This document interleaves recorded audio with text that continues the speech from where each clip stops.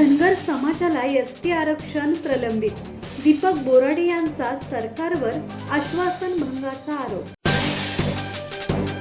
धनगर समाजाला अनुसूचित जमाती एसटी प्रवर्गातून आरक्षण देण्याचा निर्णय अद्याप प्रलंबित असल्याने समाजात तीव्र असंतोष आहे।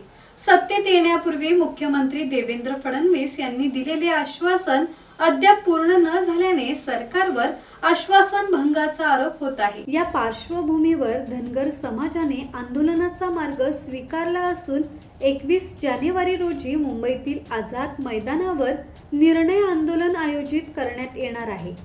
धनगर आरक्षणाचे प्रमुख आंदोलक दीपक बोराडे यांनी नंदुरबार जिल्हा दौऱ्यावर असताना ही माहिती दिली।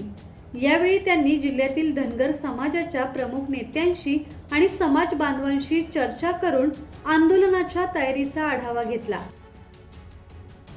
देवेंद्र फडणवीस साहेब यांनी लाखो लोकांच्या समोर जाहीरपणे सांगितलं होतं, आम्ही सत्तेत आलो तर पहिल्या कॅबिनेटमध्ये आरक्षण देतो, तसं लिखित दिलं होतं। या देशाचे पंतप्रधान नरेंद्र मोदी साहेब यांनी सुद्धा आम्हाला आश्वासन दिलं होतं। म्हणून यांनी दिलेल्या शब्दाची पूर्तता करण्यासाठी धनगरांच्या उपकारांमुळे हे सत्तेत आले याची जाणीव करून देण्यासाठी हा लढा सातत्यानं चालू आहे। जालन्याच्या आंदोलनाच्या आणि क्रांतीच्या भूमीतून आम्ही 17 सप्टेंबर रोजी एक मोठा लढा उभारला होता। तो लढा अधुऱ्यात राहिला। त्या लढाईची शेवट करण्यासाठी, सांगता करण्यासाठी येणाऱ्या 21 जानेवारीला मुंबईच्या आझाद मैदानामध्ये धनगरांचं पिवळं वादळ येणार आहे। सुरेश सुतार, संवाद मराठी लाईव्ह, नंदुरबार।